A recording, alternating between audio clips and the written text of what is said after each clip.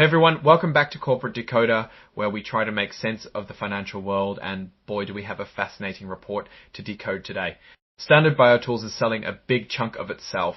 Let's dive into their latest quarterly report to see what this mega deal means for them and their future. Otterly din I Otelos. Cogent's deconsolidated balance sheet scroll. First off, let's look at their financial health. As of June 30th, 2025, Standard BioTools had total assets of about $557 million. That's down from around $612 million at the end of 2024. On the flip side, their total liabilities also went down from about $40 million to $132 million. This suggests they might be managing their debt or selling off assets.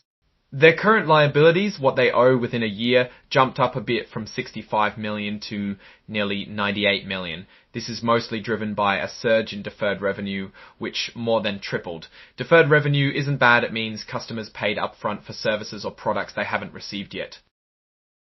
Here's an keg. Scrove revenue. Product revenue scroll, now for the big numbers everyone cares about revenue. For the 3 months ending June 30th, 2025, total revenue was down to about $21.8 million from $22.5 million in the same period last year. That's a small dip, but it's worth noting that product revenue specifically fell by about $1.8 million from $20.5 million in the same period last year.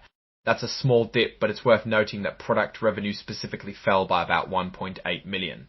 The good news here is that consumables revenue went up by about $1.6 million, which helped offset some of the losses in instrument sales. It seems like their customers are still buying the things they need to use the instruments. Interestingly, the cost of making these products also went down by about $163,000. This helped their gross profit. The money left after paying for the products actually increased slightly by $254,000. So a little less revenue, but a little more profit on what they did sell. When we look at their expenses, research and development spending dropped by about $1 million compared to last year. They're spending less on new product development, which could mean they're focusing on existing products or perhaps saving money for other priorities. But selling, general and administrative expenses, basically their operating and overhead costs, went up significantly. For the 3 months, it jumped 13%, and for the 6-month period, it was also up 13%. They explain this is partly due to costs that used to support the part of the business they're selling off now remaining with the company. Restructuring costs, which are expenses from cutting jobs or closing facilities, dropped dramatically. They spent about $1.7 million in 2025 compared to about $5.7 million in 2024, showing that a lot of the major restructuring from their big merger seems to be winding down. And those big one-time costs associated with mergers and acquisitions also fell sharply. They spent only about $271,000 on these in the last quarter compared to almost $2.8 million the year before. This makes sense as the big merger is behind them and they are now focusing on the divestiture. Now let's talk about the bottom line, the net loss. The company reported a net loss of about $33.5 million for the 3 months ending June 30th, 2025. That's better than the $45.7 million loss in the same period last year, so they are losing less money, which is a positive step. But here's a key piece of the puzzle, the ongoing sale of their SomaLogic and Sengenix businesses, which they are calling the SomaScan business. These are now reported as discontinued operations. The loss from these operations was about $15.8 million in this quarter, down from about $23 million last year. This sale is a really big deal. As mentioned in the filing on June 22nd, 2025, they signed a stock purchase agreement with Illumina to sell these businesses. Illumina is buying them for up to $425 million. Part of this is a $350 million payment at closing, with an extra $75 million possibly coming later if certain revenue targets are met. Remember, this deal doesn't include their mass cytometry and microfluidics parts, which they are keeping. This sale also affects how they account for their assets. A significant portion of their goodwill, which is basically the extra value of a company beyond its physical assets, about $111 has been allocated to these sold businesses. This means the value of their remaining business might look a bit different off revenue. Instrument scroll, looking back at the revenue trends, we saw a drop in instrument sales for the quarter. Instruments revenue is down by about $1.8 million year over year. Considering this happens as they are selling off a major part of their business, it makes sense that they might be focusing their resources and perhaps even their sales efforts on the areas they intend to keep. It's also worth noting that they didn't buy back any of their own stock in this quarter under their 2024 share repurchase program, which had authorized up to $50 million in repurchases. Last year, they bought back almost $40.5 million worth. This pause could indicate they're saving cash for the sale or for future investments in their core business. Let's talk about cash flow. Their operating activities used about $51 million in cash in the first 6 months of 2025. This is a big improvement compared to the $101.15 million used in the same period last year.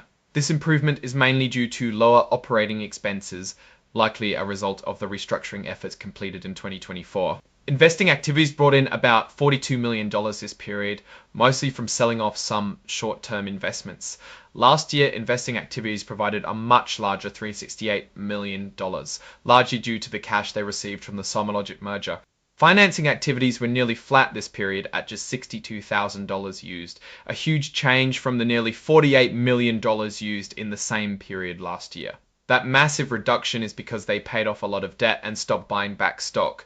It appears they are really streamlining their finances. Now, a bit about market risks here. They mentioned that changes in foreign currency exchange rates can affect them. For the first 6 months of 2025, they actually saw a gain of $5.5 million from these currency shifts. This happened because the US dollar weakened against other currencies, making their international sales and assets more valuable in dollar terms. This is a nice positive surprise, and now for the big risk factor everyone should be aware of. The deal to sell the SomaScan business to Illumina isn't a done deal yet.